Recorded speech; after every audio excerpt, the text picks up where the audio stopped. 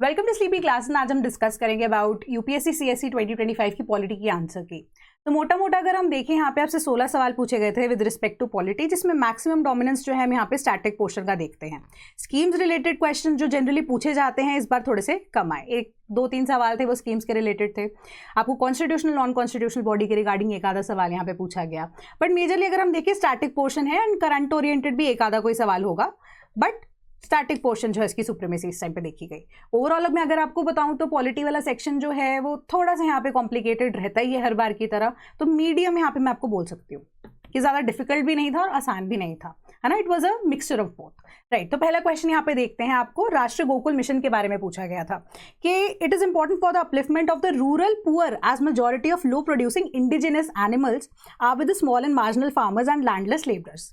Second was initiated to promote the buffalo rearing and conservation in a scientific and holistic manner. तो यहाँ पे आपको बताना था कि स्टेटमेंट दोनों में से कौन सी करेक्ट है, या दोनों ही करेक्ट हो सकती है, दोनों ही इनकरेक्ट है, राइट। तो यहाँ पे देखते हैं इसका आंसर। तो इसका करेक्ट आंसर वैसे ऑप्शन नंबर सी है, यानी कि दोनों की दोनों स्टेटमेंट जो आपकी वो करेक्ट है। कैसे कि जो गोकुल मिशन है हमारा, राष्ट्रीय गोकुल मिशन, नाम से पता लग रहा है गोकुल गोकुल धाम जनरली हम वर्ड यूज करते हैं बोवाइन के लिए, कैटल के लिए यूज करते हैं। 2014 में इंट्रोड्यूस किया गया था। इंपॉर्टेंट किसी लिए है कि इंपॉर्टेंस यही है कि हमारे पास जो विलेजेस में भी एक तो एलीट क्लास आती है और मिल्क प्रोडक्शन को एनहांस करने के लिए अगर हम बात करें, एलीट क्लास आती है हमारे पास, एंड देन उसके बाद विलेजेस में हम ये चीज़ देखते हैं कि वही लैंडलेस लेबरर्स या जो थोड़े से गरीब तबका है यहाँ पे, है ना, उनके लिए यहाँ पे सिचुएशन खराब रहती है, क्योंकि उनके पास जो कैटल होती है जनरली उनकी जो, अगर आप ब्रीडिंग की बात करें तो वो प्योरिटी इतनी नहीं होती, तो मिल्क की प्रोडक्शन इतनी ज़्यादा नहीं होती है ना। तो यहाँ पे साइंटिफिक जो है मेथड्स को भी यूज़ किया जाएगा, and for the landless as well as जो हमारे पास अब मार्जिनलाइज फार्मर्स हैं उनके लिए ये दोनों चीज़ें एग्जिस्ट करती हैं। कैसे कि it was being implemented for the development and conservation of indigenous bovine breeds. पहली स्टेटमेंट करेक्ट हो जाती है। अब साइंटिफिक मेथड्स की यहाँ पे अगर हम बात करते हैं, अम्ब्रेला स्कीम है। अब उसके ऑब्जेक्टिव्स में पहला ऑब्जेक्टिव भी आपको ये कह रहा है, enhance productivity of bovines and increased milk production in a sustainable manner using advance technologies, है ना। तो दोनों की दोनों स्टेटमेंट्स आपकी यहाँ पर करेक्ट होती है। ऑप्शन नंबर सी आपका करेक्ट है। Then consider the following statements, जो पंचायत से रिलेटेड है, बेसिक सा सवाल है, एनसीईआरटी का सवाल भी हो सकता है, बट अगर हम यहाँ पे थर्ड स्टेटमेंट की बात करें तो वो थोड़ा कॉन्स्टिट्यूशन रिलेटेड यहाँ पे ज्यादा हो जाता है कि panchayat at the intermediate level exist in all state. तो यहाँ पे ना आपसे वर्ड प्ले करता है यूपीएससी बहुत ज्यादा, एग्जिस्ट्स इन ऑल स्टेट्स। पहली बात, एग्जिस्ट नहीं करता, ठीक है, बनाया जाता है, कॉन्स्टिट्यूट किया जाता है। ऑल स्टेट्स में भी नहीं होता, वहां पे आपको पॉपुलेशन की यहाँ पे लिमिटेशन लगाई गई है 20 लाख की, है ना। तो यहाँ पे ये स्टेटमेंट जो है, अगर आपको नॉट करेक्ट आंसर यहाँ पे मार्क करना था तो इसके अकॉर्डिंगली ये स्टेटमेंट इनकरेक्ट है, तो हम इसको कंसिडर करेंगे यहाँ पे। दूसरा, to be eligible to be a member of a panchayat at the intermediate level a person should attain the age of 30 years. तो पंचायत को लेकर 30 ईयर्स की कभी भी एज लिमिट यहाँ पर नहीं बोली गई है, आपको 21 ईयर्स बोला गया है ना। ये तो बेसिक हम एनसीईआरटी में पढ़ते हैं, 21 years. Then the chief minister constitutes a commission to review the financial position of the panchayat at the intermediate level to make recommendations regarding the distribution of net proceeds of taxes and duties leviable by the state between the state and panchayat at the intermediate level। तो यहाँ पे जो है ये statement गलत हो जाती है कि चीफ मिनिस्टर कॉन्स्टिट्यूट नहीं करते, गवर्नर यहाँ पे कॉन्स्टिट्यूट करते हैं, ठीक है। तो ये स्टेटमेंट भी हमारी गलत है, ये भी हमारी गलत है। तो तीनों स्टेटमेंट यहाँ पर जो है गलत है। नॉट करेक्ट स्टेटमेंट्स मार्क करनी थी, ऑप्शन नंबर डी आपका करेक्ट आंसर यहाँ पे निकल के आ जाता है। देखते हैं कॉन्स्टिट्यूशन ऑफ पंचायत की बात करें तो वर्ड प्ले वाली बात है, they shall be constituted in every state, ठीक है, कॉन्स्टिट्यूट किया जाता है, एग्जिस्टेंस नहीं है यहाँ पे, है ना। अब प्रोविजन तो मैंने आपको बताई दी विद रिस्पेक्ट टू पॉपुलेशन क्या है, क्राइटेरिया क्या है। देन एज की अगर हम बात करते हैं तो वो डायरेक्टली यहाँ पे नहीं बताई गई है कॉन्स्टिट्यूशन के अंदर, बट यहाँ पे डिस्क्वालिफिकेशन के अंदर मेंशन की गई है अंडर आर्टिकल 243F, ठीक है। तो उसके अंदर ये बोला गया है कि प्रोवाइडेड कि a person shall not be disqualified from the panchayat provided that no person shall has been disqualified on the ground that he is less than 25 years of age and if he has attained the age of 21 years. तो 21 years वाला भी justified है। Then constitution of finance commission की बात करते हैं, 243I of the constitution of India, कि governor of the state shall as soon as, जो हमारा पंचायती राज एक्ट अमेंडमेंट्स जो है अप्लाई होती है, आफ्टर एवरी 5th ईयर यहाँ पे एक फाइनेंस कमीशन को गठित करेंगे। देन यहाँ पे बताते हैं finance commission to review the financial position of the panchayat and to make recommendations to the governor as to the net proceeds of taxes duties tolls fees leviable by the state. तो हमारी option number D यहाँ पे correct answer है, तीनों statements गलत थी। Then consider which of the following statements about Lokpal, है ना, कि which of the statements above here are correct. यहाँ पे पिछले वाले में इनकरेक्ट मार्क करनी थी, यहाँ पे इनकरेक्ट स्टेटमेंट आप मार्क करेंगे। पहले, the power of Lokpal applies to public servants of India but not to the Indian public servants outside जो पोस्टेड रहते हैं, पोस्टेड इन फॉरेन लैंड्स, देखिए second statement, chairperson or a member of the state shall not be a member of the parliament or member of the legislature of any state or union territory and only the chief justice of India whether incumbent क्या होता है, जो भी in service हैं, ठीक है, or retired has to be his chairperson, its chairperson. Then the chairperson or a member shall not be a member which is who has the age of not less than 45 years of age on the date of assuming the office as the chairperson or member as the case may be. चौथी statement कह रही है Lokpal inquire ही नहीं कर सकता into the allegation और corruption against the sitting prime minister of India, ठीक है। तो अब यहाँ पे हमारा बेसिकली लोकपाल बिल की बात की जा रही है, लोकपाल बिल को इन डिटेल यहाँ पे आपसे पूछा जा रहा है, ठीक है। तो अब यहाँ पे हमें करेक्ट स्टेटमेंट बतानी थी। करेक्ट स्टेटमेंट के बिहाफ पे अगर हम देखते हैं कि हमारा जो फर्स्ट सेक्शन है प्रिलिमिनरी का, जो हमारा लोकपाल एक्ट है, वो ये बोलता है it shall apply to public servants in and outside India. In and outside India की अगर हम बात करें, पहली स्टेटमेंट गलत हो जाती है। यहाँ पे आप एलिमिनेशन लगा नहीं सकते, बट आप ऑप्शन सी को यहाँ पे एलिमिनेट कर सकते हैं। अगर पहला गलत है तो चौथा ऑटोमेटिकली यहाँ पे गलत हो गया, ठीक है। अब या तो थर्ड सही होगा या सेकंड या थर्ड सही होगा या कोई ना कोई भी सही नहीं होगा, ठीक है। अब फर्स्ट एंड फोर्थ वाला ऑप्शन गया, तो अब यहाँ पे बेसिकली आप सेकंड और थर्ड स्टेटमेंट को ज़्यादा अच्छे से एनालाइज करेंगे, फोर्थ को भी आप यहाँ पे छोड़ दीजिए। देन चेयरपर्सन जो है ऑफ द लेजिस्लेचर, यहाँ पे मेंबर नहीं होना चाहिए, पार्लियामेंट का मेंबर नहीं होना चाहिए। नेक्स्ट हमारा जो यहाँ पे सेक्शन 4 कह रहा है, member of parliament or a member of legislature of any of the state, the chairperson or member shall not be a member of parliament or member of legislature of any state or union territory, ठीक है।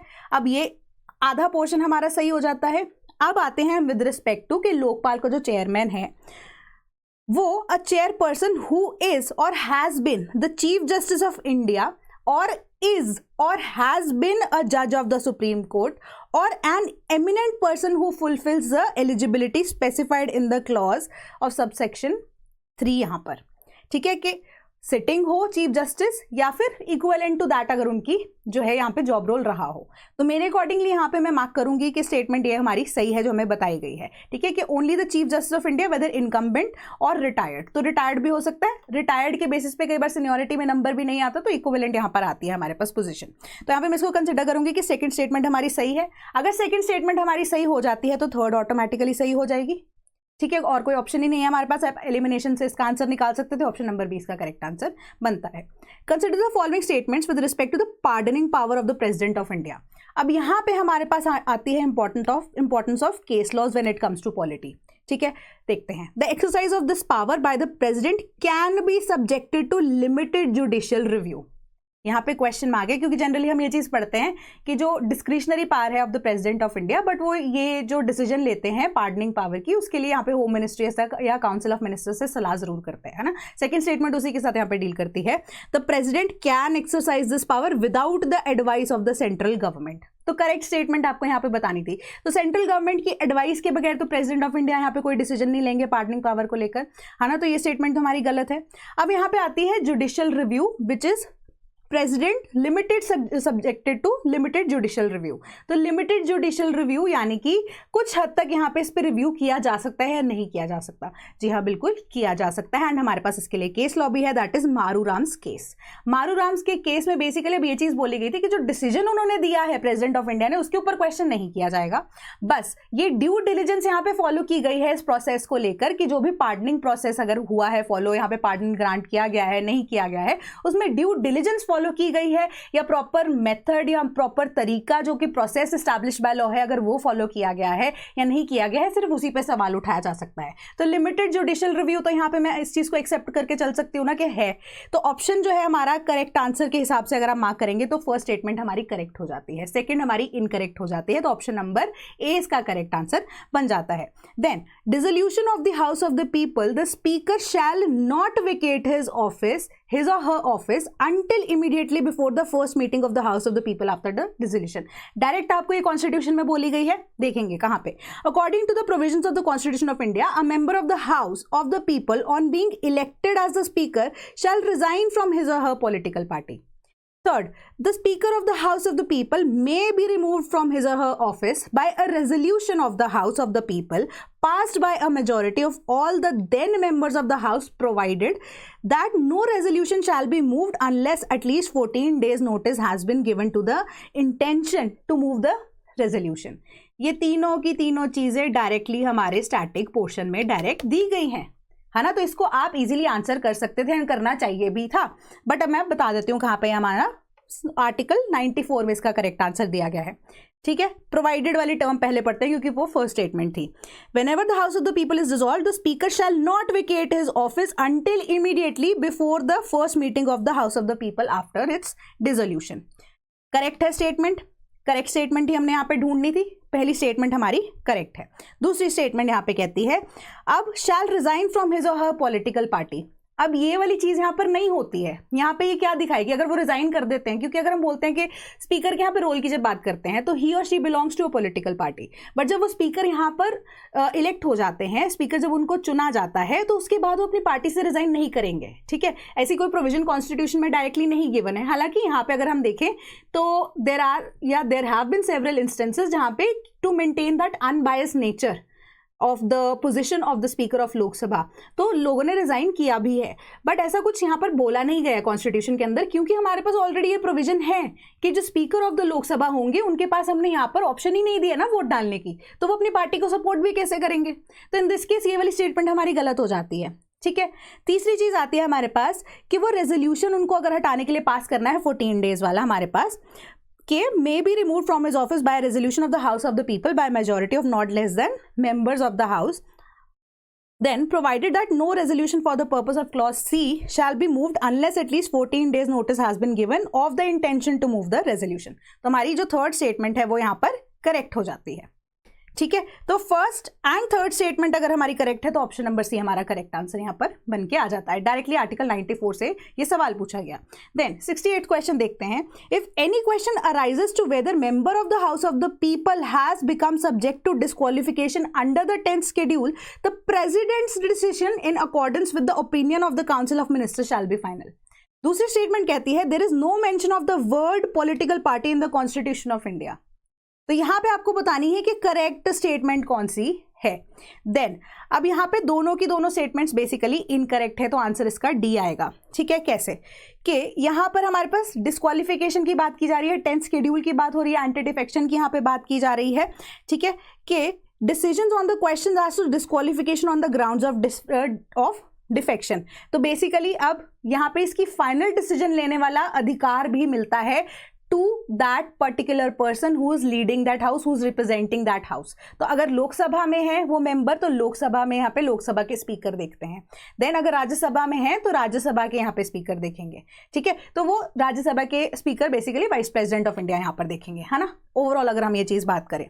ठीक है, provided where the question where has reason as to whether the chairman or the speaker of the house has become subject to such disqualification that shall be referred to the decision such member of the house as may elect on the behalf of decision shall be final। ठीक है, कि अब if any question arises whether a member of the house has become subject to disqualification under the schedule, the question shall be referred to the discretion or the chairman or in case speaker of such house and his decision shall be final। ये चीज यहाँ पे discuss हो गई है, final हमें बता दी गई है। पहली स्टेटमेंट अगर हम देखें यहाँ पर प्रेसिडेंट का डिसीजन नहीं होता तो ये इनकरेक्ट स्टेटमेंट है, हमें करेक्ट स्टेटमेंट मार्क करनी थी। There is no mention of the word political party in the constitution of India. यहाँ पे तो ऐसा कुछ है ही नहीं, पॉलिटिकल पार्टी वर्ड जो है हमारे पास यहाँ पे गिवन है। सबसे पहले अगर तो मैं मानूँ ना कि 10th शेड्यूल जो है बाद में ऐड किया गया है, यहाँ पे क्वेश्चन में अगर यहाँ पे बोल दिया गया होता word political party in the original constitution पूछा जाता तो भी ये क्वेश्चन जो है यहाँ पे ये स्टेटमेंट जो है वो गलत हो जाती। कैसे, क्योंकि मैंने स्पेसिफिकली स्क्रीनशॉट यहाँ पे आर्टिकल 361B लगाया है कि पॉलिटिकल पार्टी यहाँ पे वर्ड यूज किया गया है। तो टोटल अगर हम चेक करें कॉन्स्टिट्यूशन ऑफ इंडिया को 10th हमारा जो यहाँ पे एंटी डिफेक्शन वाला जो प्रोसेस है उसको इन्वॉल्व करने के बाद टोटल आई गेस 33 टाइम्स जो है यहाँ पे हमें मेंशन किया गया है कि पॉलिटिकल पार्टी जो वर्ड है, ठीक है, in the constitution of India. So ये दोनों की दोनों स्टेटमेंट्स इनकरेक्ट है, तो आंसर आपको ऑप्शन नंबर डी बन जाता है। देन स्टेटमेंट 1 है कि in India state governments have no power for making rules for grant of concessions in respect of extraction of minor minerals even though such minerals are located in their territories. Statement 2 ये कह रही है, second statement, कि in India central government has the power to notify minor minerals under the relevant law. ठीक है, तो अब यहाँ पे हमारे पास बेसिकली क्वेश्चन में आता है mines and minerals development and regulation act of 1957 जो 2024 में न्यूज में भी था। ठीक है, तो बेसिकली माइनर मिनरल्स की जब हम बात करते हैं means building stones, gravel, ordinary clay, ordinary sand other than sand for prescribed purposes. And यहाँ पे जो सेंट्रल गवर्नमेंट है उसको नोटिफाई करती है by publishing it in the official gazette कि ये माइनर मिनरल है। तो यहाँ पे हमारी सेकंड स्टेटमेंट जो है बेसिकली करेक्ट हो जाती है कि सेंट्रल गवर्नमेंट के पास पावर है, but that does not mean कि हमारी सेंट्रल गवर्नमेंट के पास पावर है, but that does not mean कि स्टेट गवर्नमेंट के पास यहाँ पे हमारे पास पावर नहीं है। स्टेट गवर्नमेंट के पास बेसिकली इस चीज की पावर है कि may by notification, the state government may by notification in the official gazette make rules for regulating the grant of quarry leases, mining leases or other mineral concessions in respect to the minor minerals for the purposes connected therewith. And further वो list आपको यहाँ पर provide की गई है। तो पहली statement आपकी यहाँ पर क्या हो जाती है, इनकरेक्ट हो जाती है। ठीक है, तो अब यहाँ पे ऑप्शन नंबर डी यही है कि statement 1 is not correct but statement 2 is correct. ठीक है, देन अब consider the following statements about PM Surya Ghar Muft बिजली योजना। बहुत ज्यादा ये न्यूज में रही है, अगेन रिपीटेडली इसके बारे में कुछ ना कुछ अपडेशन पोस्ट की गई। ठीक है, it targets installation of 1 crore solar rooftop panels at the residential sector. Second, Ministry of New and Renewable Energy aims to impart training on installation, operation, maintenance and repairs of rooftop systems and at the grassroots levels. Third, it aims to create more than 3 lakh skilled manpower through fresh skilling and upskilling under the scheme component of the capacity building. तो आपको correct यहाँ पे statement mark करनी थी। तो then PIB से direct data उठाते हैं हमारे पास, है ना, कि house hold savings and income generation की बात हो रही है कि house hold sector, residential sector की बात तो ठीक है, बट वो 1 करोड़ वाली फिगर क्या सही है कि नहीं है? तो बिल्कुल करेक्ट है वो स्टेटमेंट कि 1 crore house holds by March 2027 ये गवर्नमेंट का एजेंडा है यहाँ पर। ठीक है, PIB में अगर आप डायरेक्टली जाकर देखेंगे तो अब यहाँ पर इन्वायरमेंट बेनिफिट्स भी हो रहे हैं, जॉब क्रिएशन भी हो रही है। जॉब क्रिएशन में यहाँ पे हमारे पास जो फिगर है यहाँ पे कितनी दी गई है, 3 लाख की दी गई है। ठीक है, 3 लाख की फिगर यहाँ पे हमारे पास नहीं है, 17 लाख की डायरेक्ट जॉब्स के बारे में बात की जा रही है।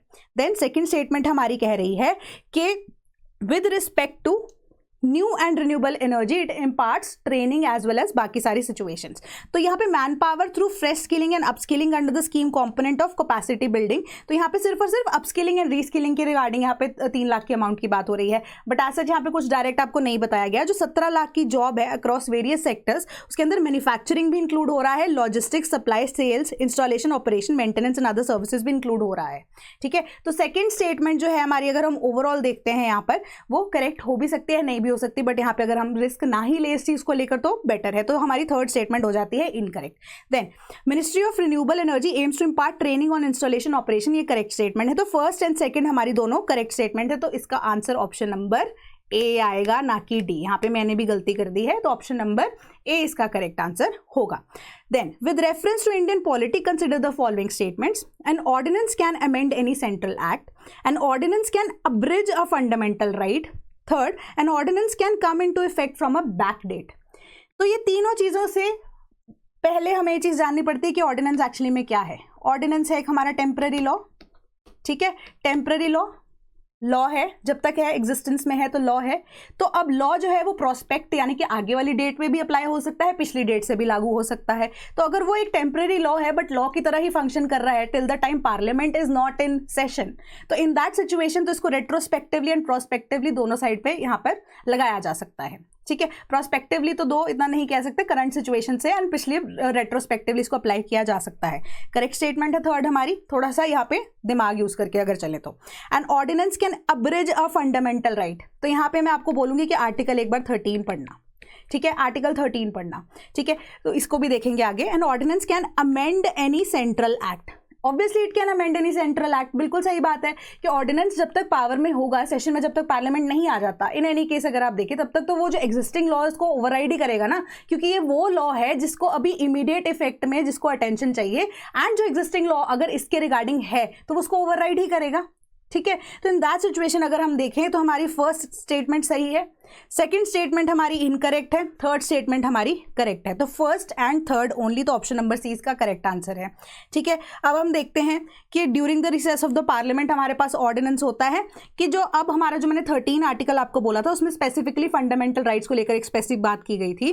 कि उससे पहले चलो ये भी देख लेते हैं कि जो एक्सप्लेनेशन यही है कि पार्लियामेंट या in fact any law which is pass by the parliament, उसके अंदर ऑर्डिनेंस भी यहाँ पे इंक्लूड होता है, ठीक है। पार्लियामेंट यहाँ पे डायरेक्टली प्रेसिडेंट की तो बात की नहीं जा रही कि किसी भी तरह का लॉ पार्लियामेंट जिसके लिए उसके पास कैपेसिटी नहीं है वो उसको पास नहीं कर सकता, ठीक है। तो अब जो एक नॉर्मल लॉ की तरह वो टेम्पररी लॉ एक्ट कर रहा है for the specific period till the time यहाँ पे पार्लियामेंट सेशन में नहीं है, तो इन दैट केस वो अब्रिज भी नहीं कर सकता फंडामेंटल राइट, क्योंकि हमारे पास आर्टिकल 13 ने ये चीज कही है कि जो state does not make law which takes away or abridges the rights conferred by this part, any law made in contravention to this clause shall be to an extent of contravention be considered void। सीधी सी बात है कि article 13 ने power directly यहाँ पे नहीं दी है parliament को कि आप इसको यहाँ पे अमेंड नहीं कर सकते। तो ऑब्वियस सी बात है कि हमें ये चीज़ का भी पता है कि there is a long process when it comes to fundamental rights को अगर हम चेंज करना चाहते हैं, शिफ्ट करना चाहते हैं। तो यहाँ पे हमारे पास जो स्टेटमेंट है हमारी सेकंड इनकरेक्ट हो जाती है, थर्ड करेक्ट है, फर्स्ट करेक्ट है, ऑप्शन नंबर सी आपका करेक्ट आंसर यहाँ पे हो जाता है। And then with reference to India consider the following कि inter state council, national security council and then zonal councils, इन तीनों में से कॉन्स्टिट्यूशन ऑफ इंडिया के तहत कौन सी बनाई गई है, यानी कि हमारे पास कॉन्स्टिट्यूशनल बॉडीज जो है वो कौन सी है इन तीनों में से, ठीक है। कॉन्स्टिट्यूशनल बॉडी इसमें से ऑप्शन नंबर ए ही आपका करेक्ट आंसर है, मैं आपको बता देती हूं, क्योंकि हमारे पास जो अगर हम बात करते हैं with respect to inter state councils, वो जनरली वाटर से रिलेटेड डिस्प्यूट्स के लिए ही बनाई गई थी, है ना। तो वो कॉन्स्टिट्यूशन के हमारे आर्टिकल 262 एंड 263 में इसका जिक्र है अच्छे से।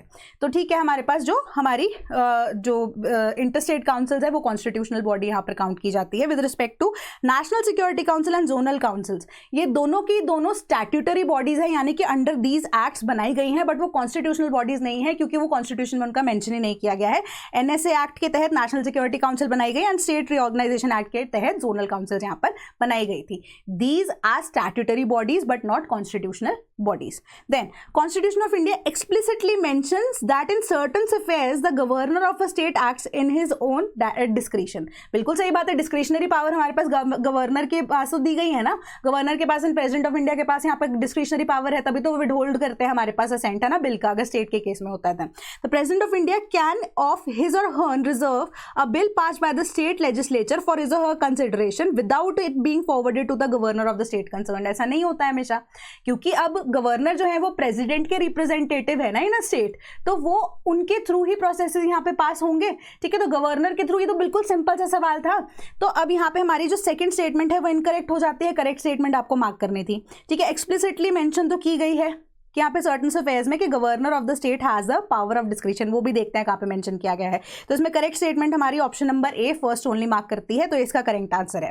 तो यहाँ पे अगर हम देखते हैं 20BB की जब बात करते हैं, exercise of discretionary pass by the governor in discharge of his functions, तो बेसिकली यहाँ पर हमें बताया गया है ये कि गवर्नर एक्सप्लिसिटली यहाँ पर कॉन्स्टिट्यूशन ऑफ इंडिया के द्वारा डिस्क्रिशन एक्सरसाइज कर सकते हैं, ठीक है। बट अगर हम यहाँ पे बात करते हैं with respect to the president of India, तो जो बिल रिजर्व किए भी जाते हैं फॉर कंसिडरेशन वो थ्रू हमारे गवर्नर के या governor of that particular state होकर ही जाते हैं। That is necessity, that is a necessity and a process जो कि स्टैब्लिश किया गया है by the constitution of India. Then provision आपको टेबल में दी गई थी एंड डिस्क्रिप्शन बोली गई थी कि separation of judiciary from the state executive and public services of the state, क्या वो directive principle of state policy का पार्ट है? जी हाँ, बिल्कुल है।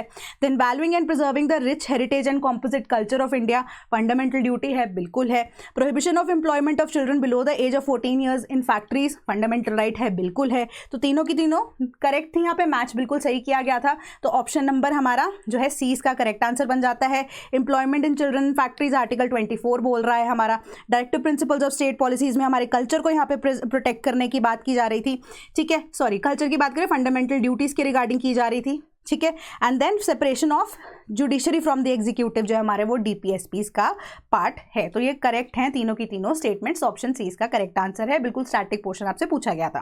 तो अब नेक्स्ट क्वेश्चन की तरफ चलते हैं, विच सेज कि with reference to the constitution of India, if an area in a state is declared as scheduled area under the 5th schedule, तो the state government loses its executive power in such areas and a local body assumes total administration. तो total administration वाली point अगर आप थोड़ा logically भी सोचिए, अगर exist करती तो वहाँ पे हमें इलेक्शंस करवाने की जरूरत क्या पड़ती, क्योंकि हमारे पास तो गवर्नर्स एग्जिस्ट करते ही है ना। सो इन दैट सिचुएशन ऑल्सो ये बहुत ज़्यादा एक्सट्रीम स्टेटमेंट है, ठीक है, तो ये स्टेटमेंट हमारी गलत हो जाती है, बट ऑल्दो कॉन्स्टिट्यूशनली मैं आपको बताती हूँ कि इसका आंसर क्यों गलत है यहाँ पे, ठीक है।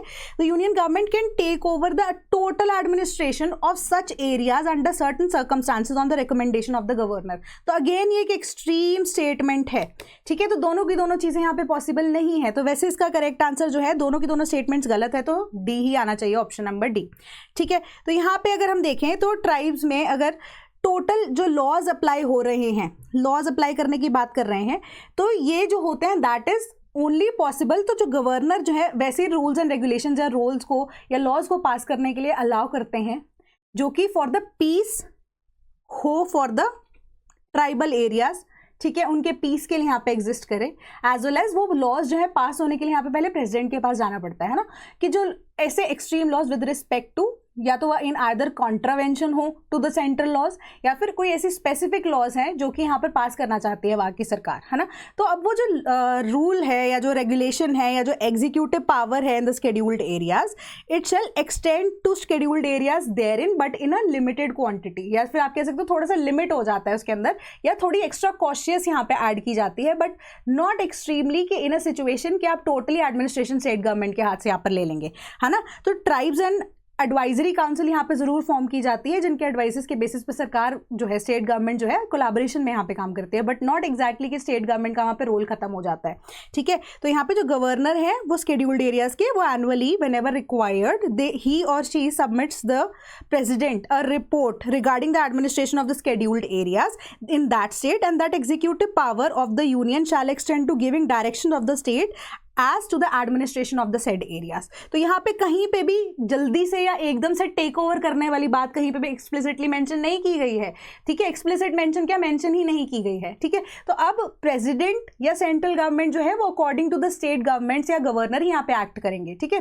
तो बस उनको थोड़ा सा एक्स्ट्रा कॉशियस होकर यहाँ पे चलना पड़ता है as per the needs and requirements of the tribal people, ठीक है। तो इसी के accordingly scheduled areas in the constitution जो है mean such area as a president जो ऑर्डर करेंगे उन एरियाज को वो शेड्यूल्ड एरियाज यहाँ पे घोषित किए जाएंगे, ठीक है। तो यहाँ पे दोनों की दोनों स्टेटमेंट्स एक्सट्रीम हो जाती है, तो ऑप्शन डी दोनों की दोनों स्टेटमेंट्स इनकरेक्ट है। अब with reference to India consider the following pairs, बहुत अनयूजुअल क्वेश्चन वैसे यूपीएससी ने पूछा इस बार, बट सिंपल था, अगर आप आंसर कर पाते। ऑर्गेनाइजेशन और यूनियन मिनिस्ट्री को आपको आपस में यहाँ पे देखना था कि कौन सा सही से मैच है या नहीं है, ठीक है। करेक्टली मैच अगर हम बात करें तो यहाँ पे option number D none of them are correctly match, क्योंकि नेशनल ऑटोमोटिव बोर्ड जो है वो ministry of heavy industries and public enterprises के अंडर आता है, कोयर बोर्ड जो है ministry of micro small and medium enterprises के अंडर आता है, national centre for trade information ministry of commerce and industry के अंडर आता है। देन 88th क्वेश्चन कि consider the following subjects under the constitution of India, के जो list 1 है union list in the 7th schedule या extent of the executive power of a state या conditions of the governor's office कि for a constitutional amendment with respect to which of the above ratification by the legislatures of not less than half यानी कि 50% of the states is required before presenting the bill to the President of India for assent। तो यहाँ पर 50% ratification and special majority of the हमारी जो parliament है दोनों को कंसिडर किया जा रहा है, दोनों के केसेस कौन से होते हैं। देन अगर हम देखें यहाँ पे यूनियन लिस्ट चाहे है बट 7th शेड्यूल है, बट हमारा कॉन्स्टिट्यूशन डायरेक्टली यही चीज़ कहता है ना हमें कि कोई भी amendment with respect to 7th schedule करनी है बीट यूनियन लिस्ट, आपको ratification by the state governments चाहिए ही चाहिए होंगी। तो ऑप्शन जो हमारा जो स्टेटमेंट 1 है वो करेक्ट हो जाती है। Extent of executive powers of a state, तो स्टेट की एग्जीक्यूटिव की पावर को आप यहाँ पर देख रहे हैं ना, तो हमारे पास यहाँ पे जो स्टेट लेवल पे सेंट्रल लेवल पे जिसको हम फेडरल सेटअप की बात करते हैं, अगर उसके अंदर चेंजेस लाने तो स्टेट गवर्नमेंट की रिक्वायरमेंट रहेगी। अब थर्ड स्टेटमेंट को अगर हम देखें conditions of the governor's office, तो गवर्नर्स ऑफिस के केस में यहाँ पे वो रिप्रेजेंटेटिव ऑफ द प्रेसिडेंट है इन अ स्टेट, तो उनका ओहदा जो है in a state is equivalent to that of a president, ठीक है। सो अब अगर आप यहाँ पे देखें तो ऑर्डर ऑफ प्रेसिडेंस जो हमें मेंशन किया गया है तो उसके अकॉर्डिंगली ये चीज़ बोली गई है कि जो गवर्नर है उनकी लेवल से ऊपर वाला व्यक्ति ही उनके यहाँ पे conditions of the governor's office can be change only by him और हर, ठीक है, इन स्पेसिफिक पोजीशन। तो ऑर्डर ऑफ प्रेसिडेंस को अगर आप यहाँ पे फॉलो करेंगे तो आपको करेक्टली आंसर पता होता कि जो थर्ड है वो गलत है, first and second are correct, क्योंकि एक्सप्लिसिटली अगर मैं एक लिस्ट को कंपाइल करूं तो election of the president and its manner, क्योंकि यहाँ पे हमारे पास इलेक्टोरल कॉलेज में MLAs भी इंक्लूड होते हैं, है ना। तो अगर हमें जो चेंज करना है, ratification of 50% of the states चाहिए, तो इलेक्शन ऑफ द प्रेसिडेंट में चाहिए। Extent of executive power in the union and the states, यहाँ पे फेडरल नेचर की बात हो रही है। Supreme court and high court जजेस की बात हो रही है, हाई कोर्ट स्टेट्स के लिए इंपॉर्टेंट है। Legislative powers between the union and the states की जब हम बात करें, ठीक है, तो इसके accordingly then any of the list in the 7th schedule की रिक्वायरमेंट जो है, अगर उसके अंदर चेंजेस लेके आना चाहते हैं तो स्टेट्स की रैटिफिकेशन चाहिए। Representation of the states in the parliament and power of the parliament to amend the constitution and its procedure itself, article 368। तो ये ऐसी सिचुएशंस हैं। Then with reference to Indian polity consider the following statements कि the governor is not answerable to any court for the exercise of his performance of the powers and the duties of during his or her office. Then second statement, no criminal proceeding shall be instituted or continued against the governor during his or her term of office. Third, members of the state legislature are not liable to any proceedings in any court in respect of anything said within the house। तो तीनों statements यहाँ पे हमें directly constitution से उठाकर दे दी गई हैं। तीनों की तीनों स्टेटमेंट्स जो हैं वो हम देख रहे हैं कि करेक्ट है। कैसे? अब आर्टिकल 361 कह रहा है protection of the president and governors and the Raj Pramukh, ठीक है, कि उनको अब किसी भी तरह से state shall not be answerable to any court for exercise and performance of the powers of duties in this office for the act done or for the purpose to be done by him in exercise and performance of those duties, ठीक है। तो पहली statement हमारी correct है। No criminal proceedings की जब हम बात कर रहे हैं तो यहाँ पर no criminal proceedings whosoever shall be instituted or constituted against the president or the governor of a state in any court during his term of office। Second statement भी करेक्ट है। थर्ड स्टेटमेंट की बात कर रहे हैं। Then यहाँ पे 194 article हमारा करेक्टली पिक्चर में आता है कि no member of the legislature of a state shall be liable to any proceedings in court respect of anything said or vote given by him in the legislature or any committee thereof and no person shall be liable in respect of the publication under the authority of a house such legislature any report paper vote or proceedings. तो correct answer हमारा directly यहाँ पे article 194 and article 361 of the constitution of India से आ रहा था। तो ये भी अगेन स्टैटिक क्वेश्चन था, डायरेक्टली आप इसको आंसर कर सकते थे। तो ओवरऑल अगेन मैं अगर आपको बताऊं तो पेपर यहाँ पर पॉलिटी का रिलेटिवली सिंपल बट स्टैटिक के ऊपर फोकस ज़्यादा रखता है। तो ऐसे जो इक्का दुक्का सवाल थे, जैसे मिनिस्ट्रीज आपसे पूछ ली गई है ना, ऐसे क्वेश्चंस आप अटेम्प्ट अगर आपको आते थे तो कर सकते थे, बट अगर आप कहीं पे भी अनश्योर होते हैं तो इनको अगर आप अटेम्प्ट करते हैं तो मार्क्स लूज कर सकते थे। बट ओवरऑल पॉलिटी यहाँ पे आपको मार्क्स ईजिली दे सकता था अगर आपने ढंग से इन डिटेल इंटरप्रेट करके चीज़ों को अप्लाई किया होता। That was all from my side today. Thank you so much.